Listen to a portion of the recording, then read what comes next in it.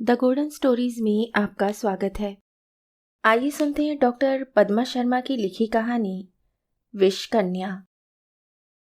रात को ही सोचकर सोई थी कि सुबह आराम से उठूंगी। अक्सर रविवार की सुबह देर से ही उठना होता है। फोन की घंटी ने अचानक ही नींद से जगा दिया। अनफोड़ू और कर्कश लग रही थी फोन की घंटी। अलसाते हुए सब एक दूसरे को ताकते प्रतीक्षा कर रहे थे कि कोई रिसीवर उठाने की पहल करे। देखो तुम्हारा ही होगा, कहते हुए मृणांक ने पूर्णिमा को ताकीद दी। मैंने अलसाकर और मन ही मन भुनभुनाकर रिसीवर मुंह पर लगाते हुए कहा, हेलो। उधर से कानों में रस टपकाती हुई लड़की की आवाज आई। जी आप पूर्णिमा जी बोल रही हैं? मैंने झल्लाते हुए कहा। जी कहिए। उधर से आवाज आई। देखिए 100 लोगों में से आपके नाम का ड्रॉ निकला है। आपके नाम 1 लाख रुपए का इनाम है, इसलिए हमने आपको फोन लगाया है। मैं सोचने लगी, आए दिन सुनते रहते थे कि आजकल कई कंपनियां इनाम के नाम पर आम जनता को बेवकूफ बना रही है। उस लड़की की बात सुनते ही मैं सतर्क हो गई। मैंने कहा, कैसा इनाम? वे समझाते हुए बोली, मैडम हमारी कंपनी लोन देती है और बीमा भी करती है। उस कंपनी के द्वारा कस्टमर को प्रोत्साहित करने के लिए इनाम की योजना रखी गई है। 1 लाख रुपए की रकम सुनकर मन कुछ उत्साहित हो गया। उसकी आवाज फिर आई, मैडम आज रविवार को हमने 10 बजे ग्रांट होटल में एक मीटिंग रखी है। आपको यहाँ आकर कुछ फॉर्मेलिटी पूरी करनी है। मैं जैसे नींद से जागी। मैंने उससे कहा, आपका नाम? जी मैं दीपा जादौन। उधर से खनकती आवाज आई। शायद मेरी अन्य मनसकता को भाप गई थी। फिर से आग्रहपूर्वक बोली, मैडम आइए जरूर, नहीं तो आप इस गोल्डन चांस को खो देंगी। फिर जैसे अपना पासा फेंकती सी बोली, आपके हस्बैंड किस जॉब में है? जी हेल्थ विभाग में है। सुनते ही जैसे वे खिल गई। ओह डॉक्टर हैं। मेरा सिक्स सेंस चालू हो गया। आवाज से तो लगता है ये खूबसूरत है। मैंने टालने के उद्देश्य से कहा, जी मैं अवश्य आती हूँ। फोन की आवाज ने सबको जगा दिया था। पति ने मजाकिया लहजे में पूछा, किस चाहने वाले का फोन आ गया सुबह सुबह? बड़ी खिलखिली लग रही हो। मैंने खींचते हुए कहा, मेरी नींद हराम हो गई और आपको चेहरा खिला खिला लग रहा है। आपको दृष्टि दोष हो गया है। घर के कामों में 10 न जाने कब बज गए थे। 11 बजे फिर से फोन बजा। फिर वही खनकती आवाज उभरी, मैडम हम आपका वेट कर रहे हैं, प्लीज प्लीज आइए। आप कब तक आ रही हैं? मैं सोच रही थी, ये प्लीज भी अजब बला थी। सच मानो सॉरी और थैंक यू से भी बड़ी, सीधे दिल में उतरती चली गई उसकी प्लीज। ना जाने किस परेशानी में कंपनी की सिफारिश कर रही है वह। मैंने कहा, देखिए जब ये घर आएंगे तब मैं आ पाऊंगी। मैडम आप सर का कॉन्टैक्ट नंबर दे दीजिए, मैं उनसे रिक्वेस्ट कर लूंगी। मैं उसे मोबाइल नंबर देने में सकुचा रही थी। आजकल मोबाइल पर ही रिश्ते बनाना आसान हो गया है। मैंने कहा, जी मैं बात करती हूँ, हो सकता है वो किसी मीटिंग में व्यस्त हो। दीपा भी तो यही चाहती थी कि पूर्णिमा ही फोन लगाए। पति दुनिया के सब काम छोड़ सकता है, बीवी के आग्रह को नहीं। पूर्णिमा दीपा की चालाकी नहीं समझ पाई। सहज व सरल स्वभाव से बोली, गृहस्थी चलाने वाली महिलाएं घर की गाड़ी चलाने में तो निपुण होती हैं, पर दूरदृष्टि और व्यावसायिक समझ परख वो ही समझ पाती है जिन्होंने कारपोरेट की दुनिया में कदम रख लिया है। उनके लिए व्यक्ति सिर्फ प्राणी नहीं, वरन उपभोग करने का मद्दा रखने वाला नवसिखिया जीव है, जो आसान तरीकों और थोड़े से प्रलोभन से उनके जाल में फंस जाता है। मैंने तुरंत इन्हें फोन लगाया और याद दिलाया कि होटल जाना है। हम होटल ग्रांट में पहुंचे। होटल के बाहर ही बैनर लगा था।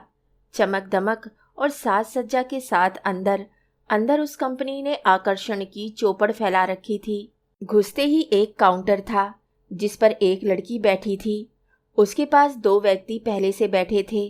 उनकी भाषा में कस्टमर व्यक्ति की उपमाएं किस तरह बदल जाती हैं समय और परिस्थिति के हिसाब से। व्यवसायिक क्षेत्र में जो कस्टमर है वही जेल की दुनिया में कैदी, अस्पताल में मरीज, वाहन में सवारी और अन्य अनेक जगह अलग अलग नामों का फरेब। कस्टमर किसी प्रपत्र को भरने में लगे थे। हम लोगों को देखकर उसने हंसते हुए स्वागत किया और कहा, हेलो, आई एम स्वाति। कहने के साथ ही उसने हाथ आगे बढ़ा दिया। उसने मुझसे हाथ मिलाया, फिर मृणांक से। मृणांक ने भी उतनी ही गर्मजोशी से हाथ मिलाया। मैं बारी बारी से दोनों के चेहरे देख रही थी। दाएं तरफ भी एक बड़ी मेज और कुछ खाली कुर्सियां पड़ी थी। छोटे छोटे काउंटर बना दिए गए हैं। हमें बैठने को कहा गया। मेरी नजरें चारों ओर घूम रही थी। सामने तख्त रखकर एक छोटी सी स्टेज भी बना दी गई थी, शायद उद्घाटन के लिए, जो अब तक हो चुका था। वहां पड़ी कुर्सियों पर 2 सूट बूटेड सज्जन बैठे थे, कुछ कागजों में उलझे हुए। लड़की ने हमें एक फॉर्म दिया जिसे भरना था। आपका नाम, पता, फ़ोन नंबर, व्यवसाय आदि। फॉर्मेलिटी पूरी कर दी थी हमने। लड़की ने उस फॉर्म को एक रजिस्टर पर चढ़ाकर एक फाइल में वो फॉर्म रखकर स्टेज पर बैठे सज्जनों की तरफ एक प्यून से पहुंचवा दिया। होटल के पूर्व दिशा की ओर एक बड़ी सी टेबल थी। वहां एक लड़की जीन्स और जैकेट पहने बैठी थी। कुर्सी पर 2 पुरुष और 2 महिलाएं बैठे थे। लगता था 2 फैमिली हैं। सबको अटेंड करने वाले अलग अलग थे। पुरुषों के लिए ड्रेस कोड था, स्काई ब्लू शर्ट और काली पतलून के साथ लाल कलर की टाई। लड़कियां जीन्स और जैकेट में चहक रही थी। सब सुंदर और आकर्षक व्यक्तित्व के धनी। अब स्कूलों में भी सुदर्शना टीचर की डिमांड होने लगी है। व्यावसायिकता स्तर पर तो और भी अधिक आकर्षक व्यक्तित्व को प्राथमिकता दी जा रही है। डिग्री के साथ सौंदर्य जैसे योग्यता को प्रमुखता न देकर सिर्फ उपयोगिता के रूप में उपभोक्ता का स्वरूप प्रदान कर दिया गया है। उत्पाद बेचना है तो महिलाओं को काम पर लगा दो। अब हम लोगों को दीपा जादौन की टेबल पर बिठा दिया गया था। उसने हाथ बढ़ाकर कहा, दीपा जादौन। मैंने हाथ मिलाया, फिर मृणांक ने। पुरुषों को हाथ मिलाने में बड़ा अच्छा लग रहा था। टच थेरेपी जो काम कर रही थी। मृणांक के चेहरे के भाव बदल गए थे। मैंने ध्यान से देखा तो सकपका गए। हंसते हुए उसने हमें बैठने का इशारा किया। बैठकर उसने एक कागज पर पेन से कुछ लिखना शुरू कर दिया। जी सर, आपका नाम? मृणांक ढेंगुला। आप शर्मा और ये ढेंगुला, क्या लव मैरिज हुई है? मैंने सोचा ये मना कर दें, इसलिए तपाक से कहा, जी हाँ। आप किस जॉब में हैं? स्वास्थ्य विभाग में। फिर कुछ याद करती सी बोली, हाँ मैडम ने बताया था। पेन कागज पर चलाती हुई बोली, आपको पता है बीमा की कुल कितनी कंपनियां हैं? थोड़ी देर वे रुकी, फिर उत्तर देती हुई बोली, कई हैं, पर उनमें से रजिस्टर्ड केवल 34 हैं, जिनमें से कुल बीमा कंपनी 19 काम कर रही हैं। इनमें से 10 तो चल ही रही होंगी। उसने ध्यानपूर्वक बारी बारी से हमारे चेहरे को देखा। वह संतुष्ट हो गई कि हम ध्यान से उसकी बात सुन रहे हैं। उसने फिर से बोलना शुरू कर दिया, 10 में से आदमी को चॉइस करने में परेशानी होगी। हम एक ही छत के नीचे आपको गाइड करेंगे और सलाह देंगे। देखिए, आदमी 4 सेक्टरों में पैसा इन्वेस्ट करता है, बैंक में, पोस्ट ऑफिस में, शेयर मार्केट में और इंश्योरेंस में। हमारी कंपनी पोस्ट ऑफिस को छोड़कर बाकी तीनों सेक्टरों में काम कर रही है। मैंने कहा, पर हमें तो यहाँ इनाम लेने के लिए बुलाया गया है। वह बोली, मैं उसी बात पर आ रही हूँ मैम। उसने धीरे से अपनी जैकेट की जिप ऊपर चढ़ाई। हम दोनों का ध्यान उस पर हो गया। वहां गोरे कबूतरों की जुड़वा जोड़ी हल्की विभाजक रेखा के साथ दिखाई दे रही थी। शरीर कुलाचे मार बाहर निकलने को उद्यत है। उसने समझाना शुरू किया, इसके अंतर्गत मकान निर्माण है, इंफ्रास्ट्रक्चर है, house loan, claim settlement, insurance, retirement, pension plan भी है। इसमें टैक्स बेनिफिट भी मिलेगा। कहकर उसने हमारे चेहरों को बारी बारी से देखा। वे जानती है टैक्स बचाने की सोच हर नौकरी वाला रखता है और अंतिम प्रयास तक उसे बचाए रखने के लिए कई जगह रुपए इन्वेस्ट करता है। वह बोली, देखिए, आजकल जिंदगी का कोई भरोसा नहीं। हम घर से निकलते हैं कई आशाओं के साथ, पर लौटना अनिश्चित होता है। आज जब हर तरफ आतंक और दुर्घटनाओं का बोलबाला है, हमारा जीवन सुरक्षित नहीं है। ऐसी स्थिति में हम तो चले जाते हैं, पर हमारे अपने जो इस दुनिया में अकेले रह जाते हैं, उनके लिए आर्थिक व्यवस्था करना हमारी जिम्मेदारी है। अब उसने मृत्यु और दुर्घटना का भय दिखाकर बीमे की बात शुरू कर दी। हमारे यहाँ एक्सीडेंटल बीमा होता है।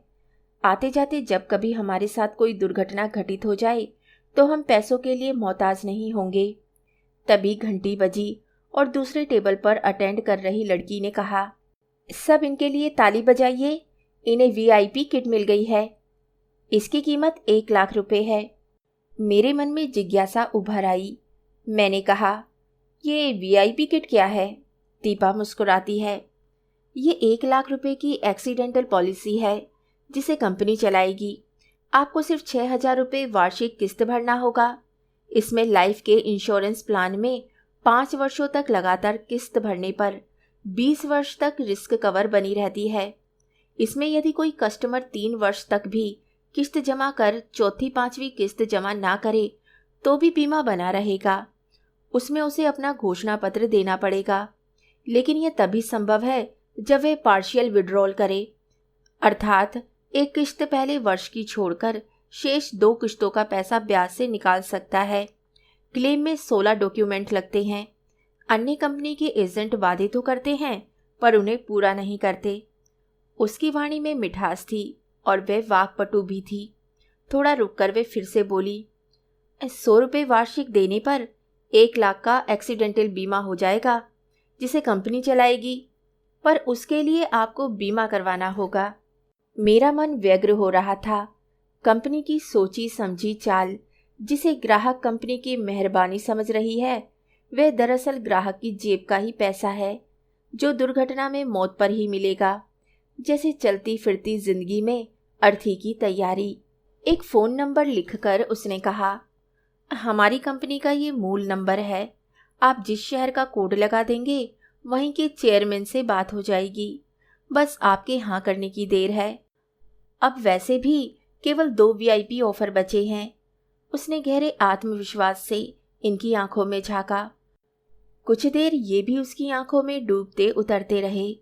मैंने कोहनी से इन्हें टच करते हुए इनके सम्मोहन को तोड़ा। इन्होंने कहा, जी देखिए, हमें कोई बीमा नहीं कराना, हम पहले से ही बीमाधारी हैं। जिंदगी के प्रति मोह कितना होता है कि जीते जी मरने के बाद के फायदों के बारे में सोचने लगता है व्यक्ति। अपनी ज़रूरतों में कमी करके एक एक पाई जोड़ेगा। दुर्घटना की आशंका की पहले से व्यवस्था। जिंदगी को कितने व्यवहारिक तौर पर देखने लगे हैं हम, एक व्यवसाय और उत्पाद की तरह। अन्य अटेंडर लड़कियां भी सजी सवरी घूम रही हैं।